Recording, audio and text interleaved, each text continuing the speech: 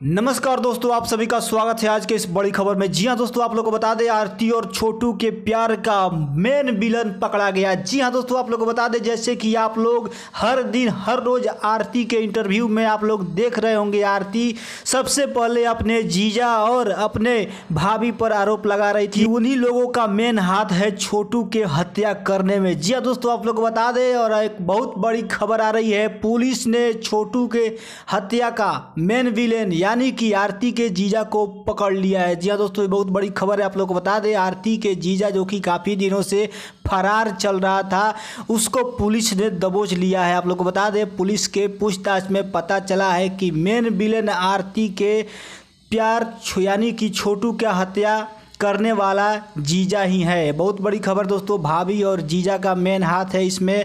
और उसके बाद आरती के एक भाई है, उसका और उनके पिता भी उसमें शामिल है। यानी कि आप लोग को बता दें आरती के प्यार यानी कि छोटू को अब इंसाफ मिलेगा कि नहीं, ये देखने वाली बात है। लेकिन दोस्तों आप लोग को बता दें आरती लगातार छोटू को यानी कि अपने प्यार को इंसाफ दिलाने के लिए मेहनत कर रही है, कोर्ट से लेकर मीडिया तक डट के सामना कर रही है। बहुत बड़ी खबर दोस्तों।